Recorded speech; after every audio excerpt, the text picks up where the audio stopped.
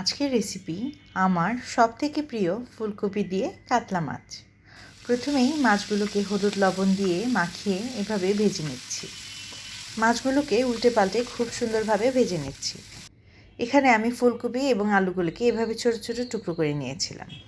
এ পর্যায়ে একটি কড়াইয়ে তেল গরম হয়ে আসলে আমি সেখানে দিয়ে দিচ্ছি কেটে রাখা ফুলকপি এবং আলু, এবং তাতে দিয়ে দিব কিছুটা লবণ। আমি এখানে আধা চামচ লবণ ব্যবহার করেছি।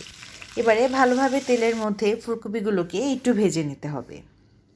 এবারে আরেকটি হাঁড়িতে আমি দিয়ে দিচ্ছি পরিমাণ মতন তেল। তেলটি গরম হয়ে আসলে দিয়ে দিচ্ছি পেঁয়াজ কুচি।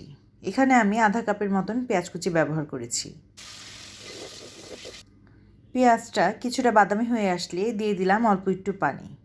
এবারে দিয়ে দিচ্ছি 1 চামচের মতন হলুদ, 1 চামচের মতন মরিচ এবং 2 চামচের মতন ধনে গুঁড়া। দিয়ে দিলাম 1 চামচের মতন লবণ।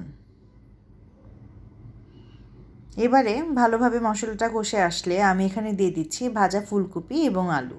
এবারে ভালোভাবে সব কিছুকে নাড়েচাড়ে দিতে হবে। এ পর্যায়ে দিয়ে দিলাম কিছুটা পানি, যেন ফুলকপিগুলো ভালোভাবে সেদ্ধ হয়ে যায়।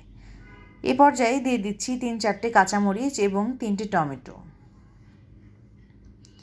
কিছুক্ষণ চুলার আঁচে সেদ্ধ হয়ে আসার পর আমি এখানে দিয়ে দিচ্ছি ভেজে রাখা মাছগুলোকে। মাছ দেওয়া হয়ে গেলে ভালোভাবে ঢেকে এটিকে কিছুক্ষণ কষিয়ে নিতে হবে।